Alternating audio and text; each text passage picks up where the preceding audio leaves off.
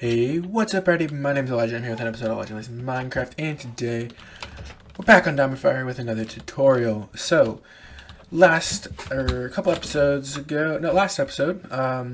ARMC Pro left a comment. He said, "Can you make a tutorial on rainbow armor, please? I mean, like, not total rainbow, but something like blue armor."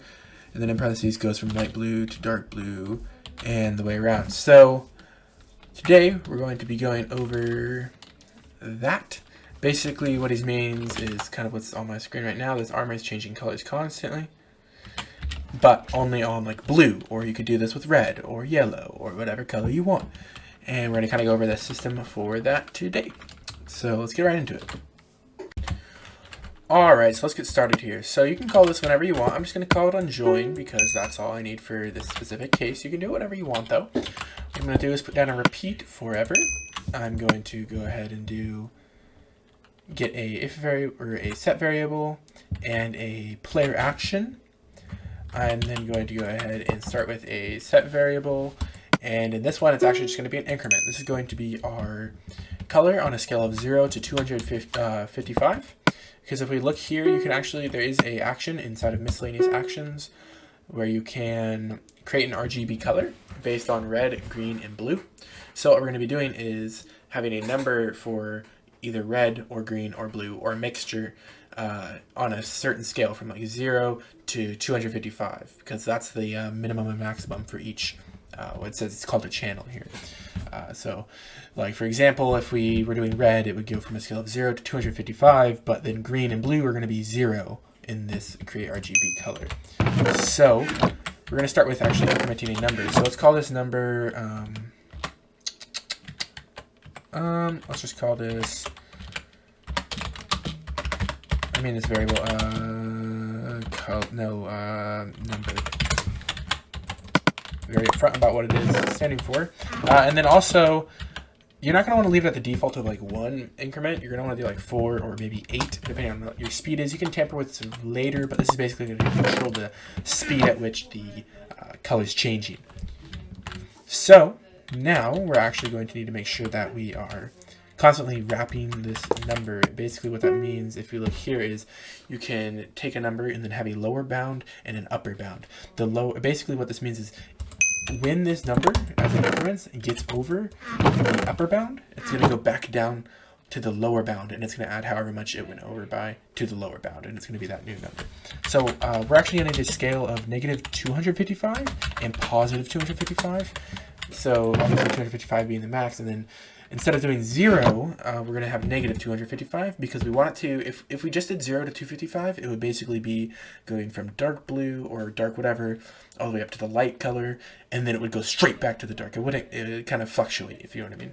So we're going to need a negative 255. So the next problem that we run into is this doesn't accept negative numbers.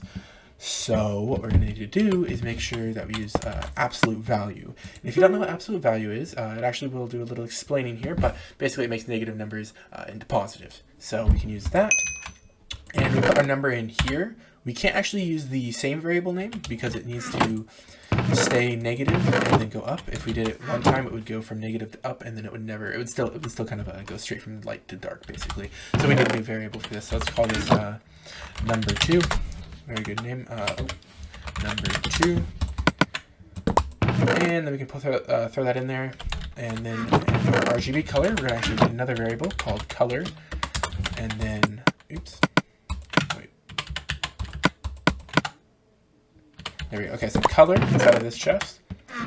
And then this is where you need to decide, do you want it to be red? Do you want it to be blue? What color do you want, So obviously the base colors are red, green, blue. If you wanted like yellow, that's like red and green. If you wanted orange, that's like red and blue. I don't know, you have to figure that stuff out for yourself, but basically you have to do any mixture that you want, and the rest have to be 0. So let's start with red. Okay, so let's go ahead and click that. We have our color, and then we can put our number 2 inside, and then these 2 slots are going to be 0, so it's got 2 zeros. And let's just put those in. So now we have color, our number, and then 0, 0 for the green and the blue, and then the red's the number. So now what we can do is actually set an item's color. So the way you do this is go into your set variable, item manipulation, and set item color right here. In our case, let's just use a leather chest plate like I did in the example. It's easy to see. So let's get a variable called item. Put that in there. And let's go ahead and set the equipment item. It's in play action, item management, the fourth one, which is set equipment item. And then we can go to the tag and just put chest. And then let's go ahead and get the chest plate. Boom. Make sure it's leather because you can't set any other colors other than leather armor. And then let's go ahead and say, set the item variable in the set equipment. And then inside of here, we're setting the item variable to the leather tunic and then that color. So it's the variable, the item itself. So if you you could even do maps if you wanted to. Maps can have colors if you didn't know. Anything actually that's listed right here that says works with. So leather armor, potions, tipped arrows, filled maps, stuff like that. So in our case, we're going to use leather armor and a leather tunic more specifically, and then the color that we're setting. So now, the only thing left to do is add a weight. You can just leave this empty because the default weight is 1. So we have 1 tick loop. Perfect. So now when I join, if everything worked well, as you can see, this is going to go up and then it's going to go back down. It's fluctuating from the darkest red to the lightest red. All right. So now, I mean, that's pretty much it. I'm just going to give a quick example of if you wanted the mixed colors. You know, if you wanted red and green, which would do yellow, I believe, you just do the 2 slots and then 1 0. And that should, if I have my colors, yep, it's going to go to yellow and then back down. Any mixture you want, it's up to you. Hopefully you guys found this useful, and hopefully I did a good job informing you. And if I did do a good job, make sure you guys leave a like and subscribe for future tutorials, and let me know what other tutorials you want to see in the future. Have a good day, everyone, and bye.